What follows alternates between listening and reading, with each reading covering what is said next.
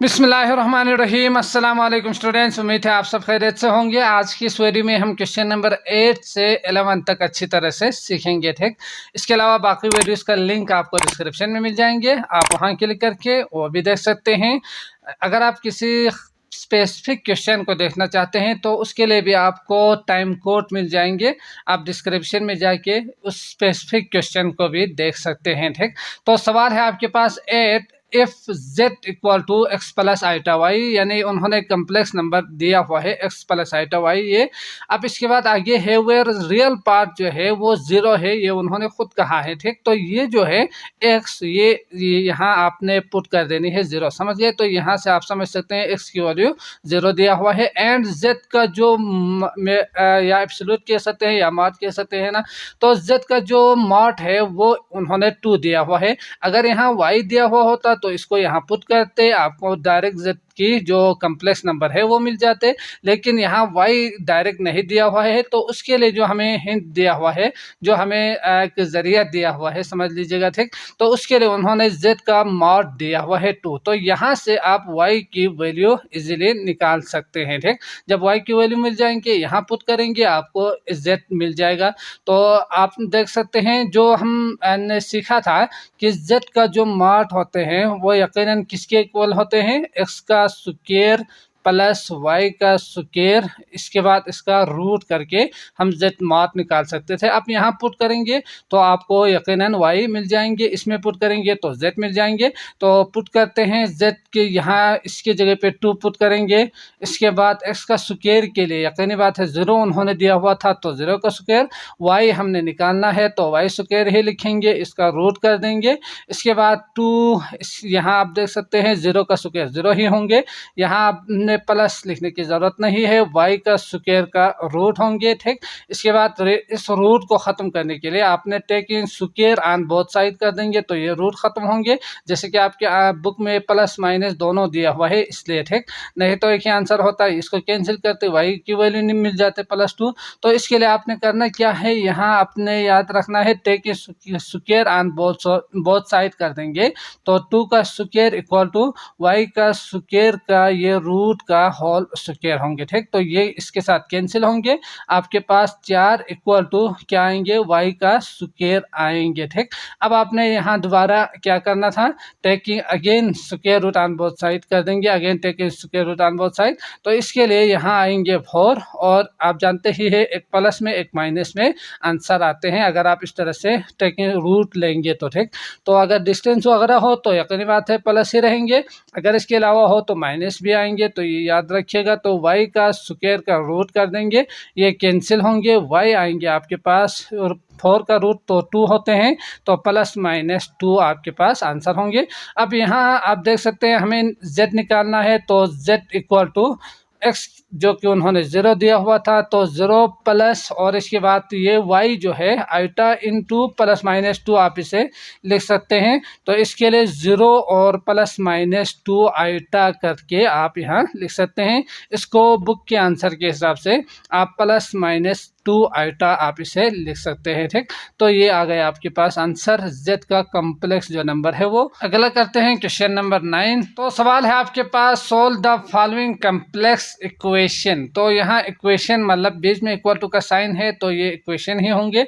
तो इसमें आपने याद रखना है कि जब भी इस तरह के इक्वल टू का साइन आ जाए तो रियल पार्ट को रियल पार्ट के साथ और इमेजिनरी पार्ट को इमेजिनरी पार्ट के साथ आप कंपेयर करके इक्वल लिख सकते हैं। ठीक, तो इसमें 2 मेथड से आप कर सकते हैं, या तो हमने जो फार्मूला सीखा था पॉइंट के, ये पॉइंट है ना, तो ये भी ग्राफ के एक पॉइंट होंगे और ये भी एक ग्राफ के पॉइंट होंगे एक्स और वाई के।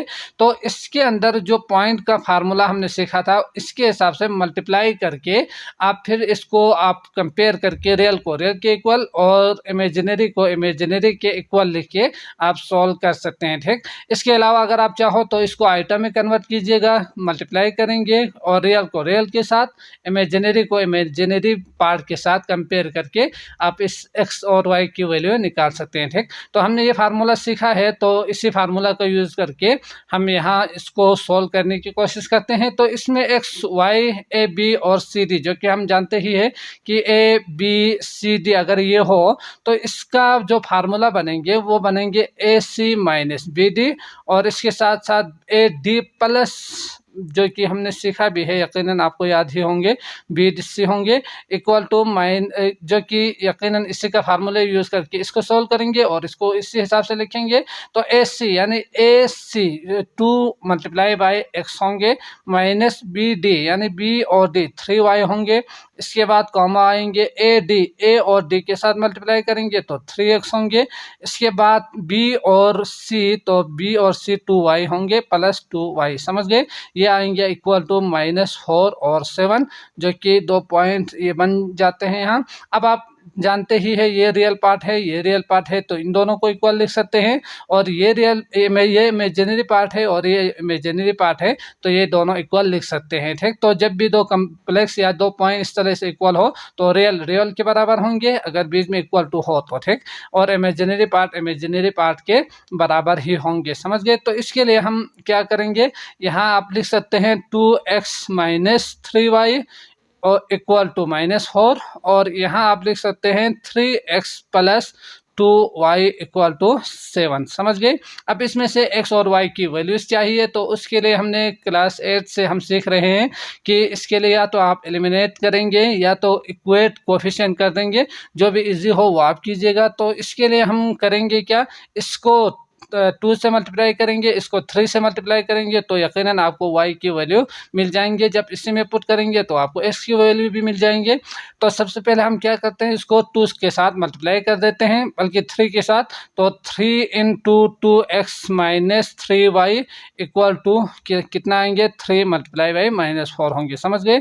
और इसी तरह इसको सोल्व करेंगे तो 3 दूनी 6x minus 3 9y equal to -12 होंगे। अब इसको 2 के साथ मल्टीप्लाई करेंगे तो यकीनन आप कर सकते हो, तो इसके लिए मैं डायरेक्ट कर दूँ तो 6x आएंगे और प्लस 2 2 4y, और इसके बाद 7 दूनी 14, समझ गए। तो इन दोनों के लिए आपको y की वैल्यू चाहिए हो तो माइनस कर देंगे, माइनस आएंगे, यहाँ माइनस आएंगे, ये माइनस करने के बाद कैंसिल होंगे। तो इसके लिए बनेंगे क्या, -9 और -4 यानी -13y इक्वल टू माइनस, तो दोनों माइनस है तो प्लस कर देंगे, 26 होंगे। अब माइनस ये माइनस होंगे यहाँ, इसके साथ कैंसिल 13 और ये, तो इस तरह से आप देख सकते हैं y आ रहे हैं आपके पास 2, समझ गए। 13 1 और 13 2 26। इसके बाद इसमें पुट करेंगे, तो मैं यहाँ ही करता हूँ, स्पेस नहीं है, ठीक, आपने नीचे लिखना है। तो पुट कर देंगे, इसमें भी पुट करेंगे, इसमें भी पुट करेंगे, वही आंसर आपको मिलेंगे। तो इसके लिए मैं इसमें ही पुट कर देता हूँ। इक्वेशन का नाम आप दे सकते हैं 1 2 3 करके, ठीक, पुट इन इक्वेशन 2 करेंगे। तो यहाँ आप देख सकते हैं 3x ही होंगे, तो ब्रैकेट यूज करने की जरूरत नहीं है। 2 इंटू 2 इक्वल टू 7, तो 7 और -4 तो 7 3 और 3 डिवाइड बाई 3 मतलब x इक्वल टू 1 आएंगे आपके पास आंसर, समझ गए। तो इसका मतलब x की जो वैल्यू 1 और y आ रहे हैं आपके पास 2, ठीक हो गया। इसके बाद अगला पार्ट दिया हुआ है, तो इसको सॉल्व करते हैं। इसके बाद अगला जो पार्ट है वो उन्होंने दिया हुआ है x + 3 iota equal to 2y iota, समझ गए। तो अगर आप यहाँ देखेंगे तो इसके साथ ब्रैकेट भी यूज किया हुआ है। तो अगर आपके बुक के हिसाब से जो आंसर दिया हुआ है उसके हिसाब से अगर मैं देखूँ तो यहाँ पे स्क्वायर आना चाहिए, समझ गए। अगर स्क्वायर नहीं हो तो फिर इसके लिए सॉल्यूशन बहुत ही सिंपल होंगे। x + 3 iota equal to 0 + 2y iota करके आप लिख सकते हैं। कंपेयर करेंगे, x जो है वो 0 होंगे, y जो है वो 3 इक्वल टू 2y यानी y इक्वल टू 3/2 आपके पास आंसर होंगे, ठीक। x equal to 0, y equal to 3/2, ठीक।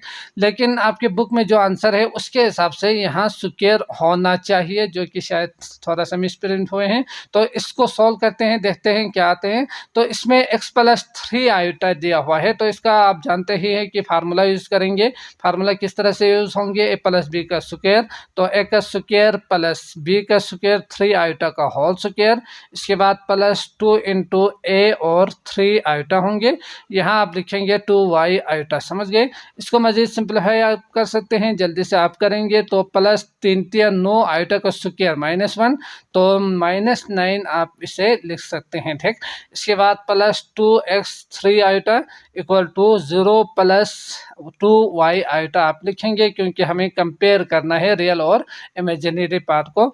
तो comparing real and imaginary part करके आप यहाँ लिख सकते हैं। लिखने के बाद x का स्क्वायर -9 इक्वल टू 0।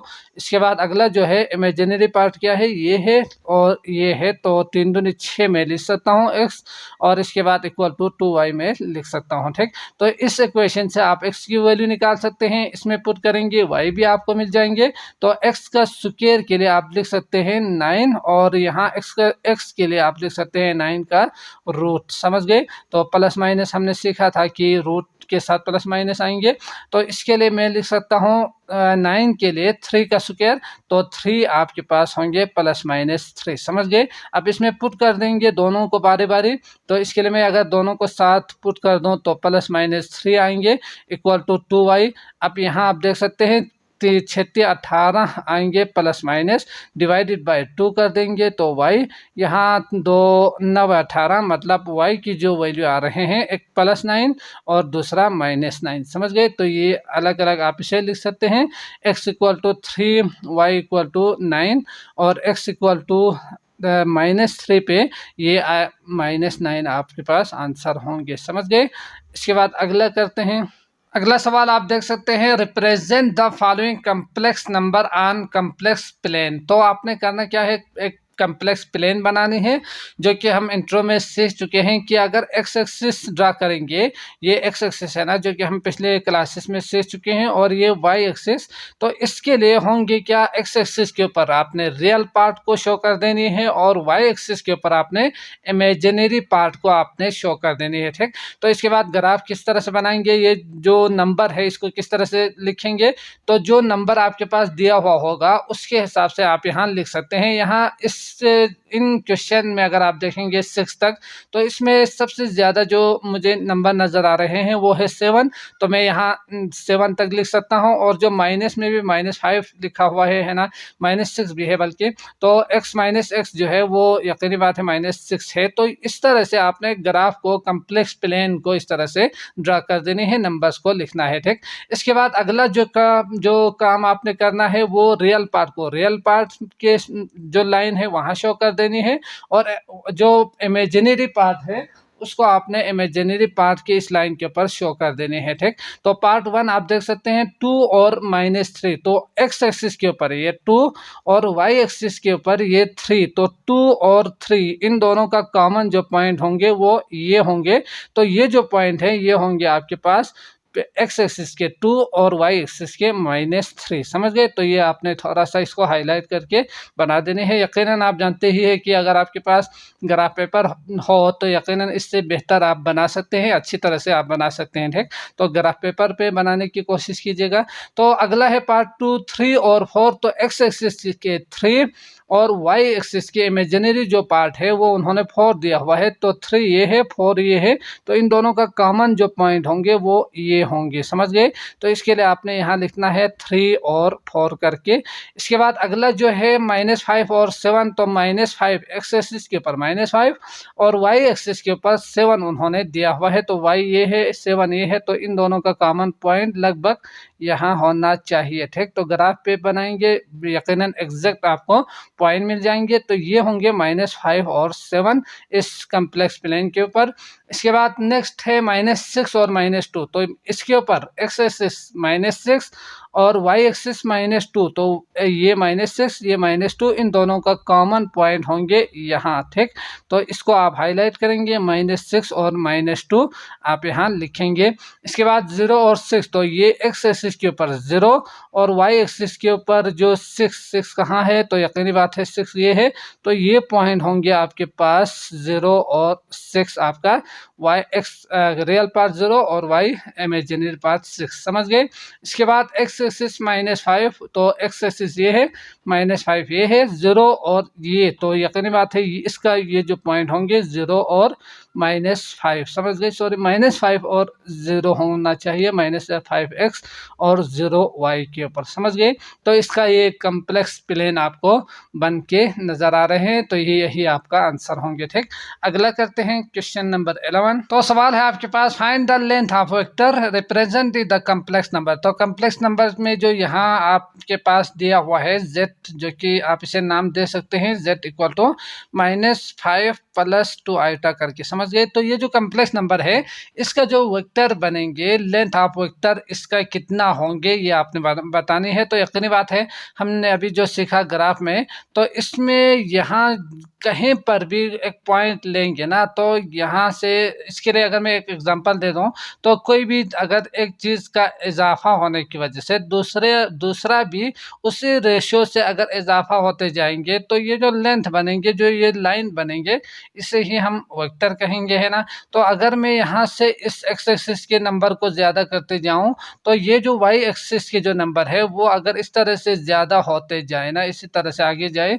तो यकीनी बात है इसका यहाँ से जो लेंथ बनेंगे, जो लाइन बनेंगे, वो कुछ इस तरह से बनेंगे, इसी हिसाब से आगे ज़्यादा होते जाएंगे, इंक्रीज होते जाएंगे। तो इसी को ही हम क्या कहेंगे, लेंथ ऑफ वेक्टर कहेंगे। ये जो वेक्टर है इसका लेंथ आपने निकालना है, समझ गए। तो उसके लिए यकीनन अगर मैं इस एग्जांपल के थ्रू समझाऊं, तो इसमें आप समझ सकते हैं कि -5 रियल पार्ट है और +2 इमेजिनरी पार्ट है। तो रियल पार्ट के लिए अगर मैं फर्ज करें यहाँ ले लो -5, तो ये पॉइंट और +2 जो कि यहाँ होंगे, तो ये जो पॉइंट है ना, यकीनन आपका -5 और 2 होंगे, समझ गए। ये जो कम्प्लेक्स नंबर दिया हुआ है ये होंगे।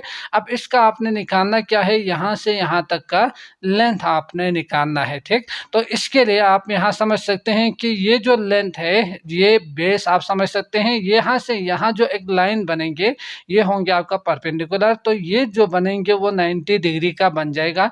अब इसके लिए हमारे पास जो पाइथागोरस थ्योरम था, उसके हिसाब से हमने सीखा था कि अगर यहाँ से यहाँ और ये अगर 90 डिग्री हो, ये बेस अगर हम मान के चले और ये परपेंडिकुलर हो, तो इसके लिए यहाँ से यहाँ तक का लेंथ निकालने के लिए हमने सीखा था कि p का स्क्वायर + b का स्क्वायर ही होते हैं। तो इसको अगर आप मजीद देखेंगे, तो इसका जो लेंथ है यहाँ से यहाँ, उसके लिए आप क्या करेंगे, स्क्वायर को यहाँ से हटा के रूट इस साइड पे कर देंगे, तो ये आपका बन जाएगा इसका लेंथ का जो यहाँ से यहाँ तक का टोटल लेंथ, समझ गए। तो ये बेसिक कंसेप्ट आपने याद रखना है। रखने के बाद अभी हमने जो सीखा वो ये जो है इमेजिनरी पार्ट है, तो यकीनन आप इसे बेस का स्क्वायर, इमेजिनरी पार्ट का जो स्क्वायर है वो लिखेंगे, और जो ये जो है यहाँ से यहाँ तक का जो लेंथ, वो यकीनन इसके ही बराबर होते हैं वाई एक्सिस के, सॉरी ये वाई एक्सिस होना चाहिए था, ये एक्स एक्सिस होना चाहिए था -5, तो एक्स एक्सिस और ये वाई एक्सिस का जो 2 था उसका स्क्वायर लेके रूट कर देंगे, आपको इसका लेंथ का जो यहाँ से यहाँ तक का लेंथ है वो आपको मिल जाएंगे। ठीक, तो ये इजीली आप इस तरह से लेंथ आप वेक्टर जो है आसानी से निकाल सकते हैं। तो आपने समझा कि करना क्या है, लेंथ ऑफ वेक्टर निकालने के लिए आपने इस तरह से रियल पार्ट का होल स्क्वायर और प्लस इमेजिनरी जो पार्ट है उसका होल स्क्वायर का रूट कर देंगे, तो आपको यहाँ लेंथ ऑफ वेक्टर मिल जाएंगे। ठीक, तो ये पूरा लफ्ज़ आपने लिखना है यकीनन। तो 5 5 से 25 और इसके बाद 2 का स्क्वायर 4 डिवाइड इसका रूट लेंगे, तो 29 का रूट आंसर आएंगे। यकीनन ये प्राइम नंबर है, इसका रूट आप यकीनन इसका परफेक्ट स्क्वायर हो तो सोल्व करेंगे, नहीं तो यही आपका आंसर होंगे। ठीक, अगला जो पार्ट है इसको करते हैं। तो नेक्स्ट आप देख सकते हैं 7/3, 8/3, ये रियल पार्ट है, ये इमेजिनरी पार्ट। तो लेंथ ऑफ वेक्टर निकालने के लिए यकीनन आपने करना क्या था, रियल का स्क्वायर यानी एक्स का स्क्वायर आप या आप ए का स्क्वायर + b का स्क्वायर, इस तरह से जो नाम देना चाहो आप दे सकते हैं। ठीक, x y a b करके, बहरहाल आपने करना क्या है, इसी का स्क्वायर लेके प्लस ले करके इसका रूट लिख देनी है। ठीक, तो इसका स्क्वायर होंगे। इसके बाद अगला है 8/3 इमेजिनरी पार्ट, इसका वाई एक्सिस का लाइन, इसका स्क्वायर, और इसका क्या करेंगे, रूट लेंगे, तो 7 7 49 3 3 9 और प्लस 8 64 3 3 9, इसका रूट कर देंगे, तो 9 इसका एलसीएम आएंगे, यहाँ 7 70 80 90 100 110 13 113 होंगे। इसका रूट अलग कर देते हैं, इसका अलग कर देते हैं, क्योंकि ये परफेक्ट स्क्वायर नंबर है। ठीक, तो 113 डिवाइडेड बाय ये 113 यकीनन परफेक्ट स्क्वायर नहीं है, तो 3 का स्क्वायर आएंगे, यानी 3 इसका आंसर होंगे। ठीक, अगला जो पार्ट है इसका जो लेंथ ऑफ वेक्टर होंगे 113 का रूट डिवाइड बाई 3, यही आपका आंसर होंगे। समझ गए। इसके बाद अगला जो पार्ट उन्होंने दिया हुआ है वो है 1 प्लस आयोटा डिवाइडेड बाय √2। तो इसके लिए यकीनन रियल और इमेजिनरी आपको अलग अलग चाहिए, तो ये इजीली आप इसको अलग कर सकते हैं। ठीक, तो बीच में प्लस है तो प्लस लिखेंगे, 1/2 आप लिख सकते हैं और आयोटा आप इसे लिख सकते हैं। अब इसके लिए करना क्या था, आपने यहाँ लेंथ ऑफ वेक्टर निकालना है, तो लेंथ ऑफ वेक्टर निकालने के बाद इसका रियल का स्क्वायर कर देंगे, तो 1/2 का होल स्क्वायर प्लस इमेजिनरी का होल स्क्वायर, तो 1/2 का होल स्क्वायर होंगे, बल्कि ये √2 था, सॉरी, तो ये √2 आना चाहिए। तो ये आएंगे आपके पास √2 और इसका रूट लेंगे, तो आप 1 का स्क्वायर 1, 2 का स्क्वायर का रूट यानी 2 इसके साथ कैंसिल होके 2 ही बचेंगे, 1 का स्क्वायर 1 और 2 का रूट का स्क्वायर मतलब दोबारा 2 ही आएंगे। समझ गए। तो इसका मतलब ये हुआ 1/2 प्लस 1/2, ये तो आप डायरेक्ट 1 लिख सकते हो, है ना, या तो 2 एलसीएम लेके भी कर सकते हैं, तो 1 का रूट यानी 1 आपके पास आंसर होंगे। समझ गए। इसके बाद अगला करते हैं, तो इसका लास्ट जो पार्ट है वो आप देख सकते हैं 1 प्लस √3 आयोटा/2। तो इसके लिए आप क्या करेंगे, 1/2 अलग कर देंगे रियल पार्ट को और इमेजिनरी पार्ट को अलग कर देंगे, आयोटा बाहर लिखेंगे। तो इसका जो मॉड है ना, तो यकीनी बात है ये बाद में लिखना चाहिए था। तो ये लेंथ ऑफ वेक्टर आप निकाल सकते हैं, इसके लिए आपने जेड मॉड का सिंबल भी आप यूज कर सकते हैं। तो इसके लिए 1/2 का होल स्क्वायर, इसके बाद प्लस √3/2 का होल स्क्वायर, इसके बाद इसका आएंगे रूट, तो यहाँ 1/4 आएंगे, यहाँ भी √3 का स्क्वायर, तो 2 कैंसिल, यहाँ बचेंगे 3 डिवाइड बाई 2 × 4, इसका रूट कर देंगे, तो बेस सेम है तो इन दोनों को प्लस कर देंगे, 4/4 आएंगे, तो ये कैंसिल होके आपको दोबारा आंसर आएंगे 1। समझ गए। तो इसके लिए आपने लिखना भी है, ठीक, 1 करके। तो मैं उम्मीद करता हूँ आपको अच्छी तरह से समझ में आ चुका होगा, अगर आए हैं तो लाइक ज़रूर करके जाइएगा। इसके अलावा बाकी वीडियोस का लिंक आपको डिस्क्रिप्शन में मिल जाएंगे, आप वहाँ क्लिक करके वो भी देख सकते हैं। मुझे दीजिए इजाज़त, अल्लाह निगहबान।